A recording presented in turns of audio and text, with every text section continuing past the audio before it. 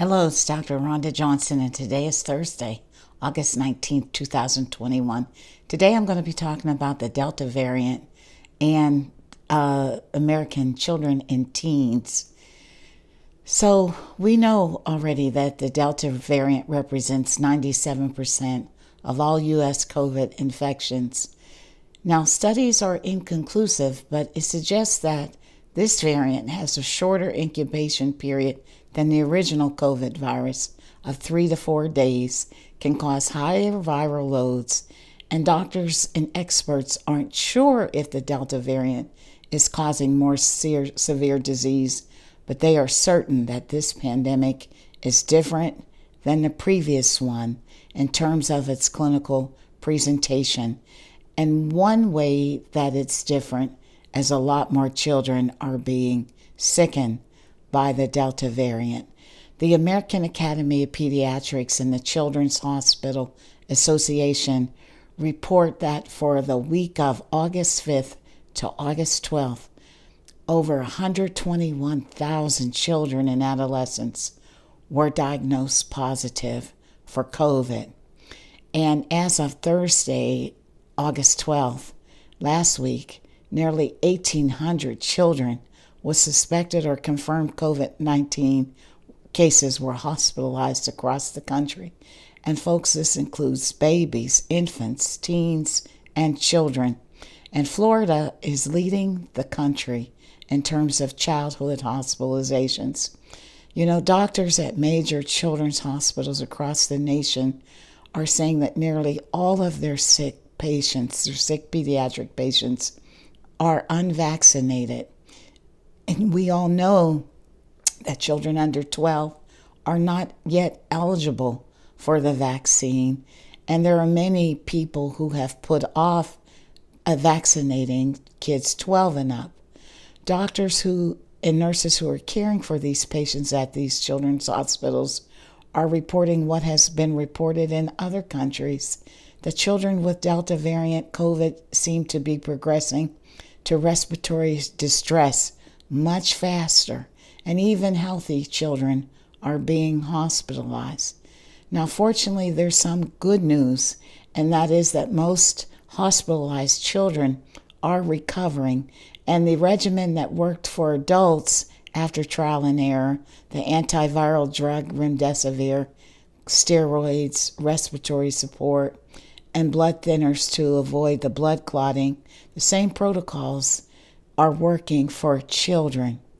And there's even good news about children who have to be intubated and placed on the ventilator, that most of them seem to be surviving. So there's some good news, but then there's some bad news.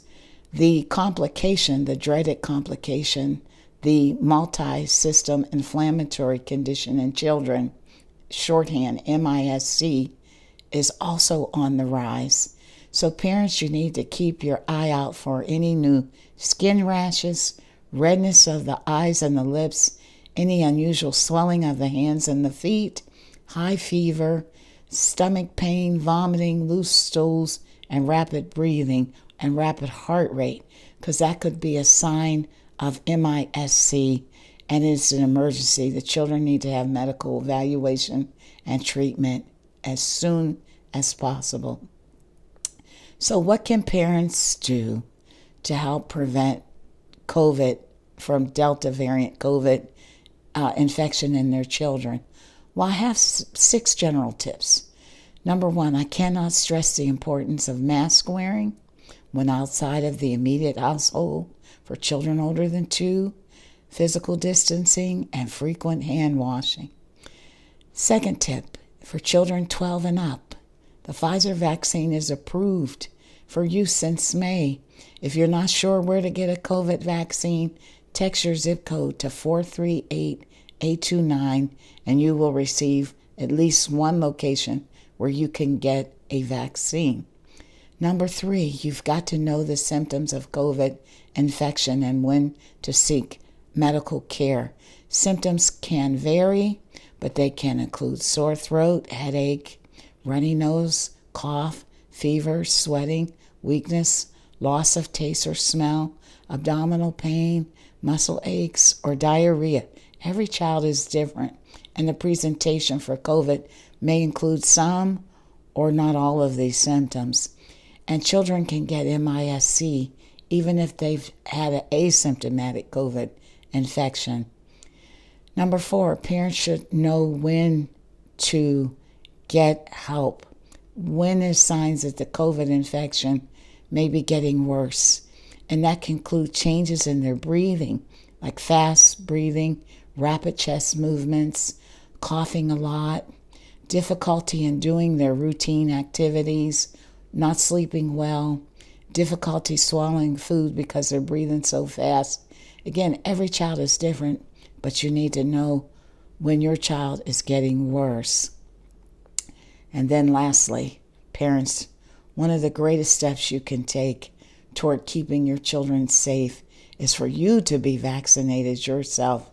Do you realize, parents, that nearly 120,000 children across the United States have lost a parent or primary caregiver due to COVID-19 associated death, and more than 140,000 U.S. children have experienced the death of a primary or secondary caregiver, such as a grandparent or a kin who lives in the home. And this is data according to the CDC, Centers for Disease Control and Prevention. So parents, don't leave your children behind. Get vaccinated now. I hope this has been helpful. This is Dr. Rhonda Johnson. As always, my views are my own. Stay safe, protect your children, and as always, have a blessed day.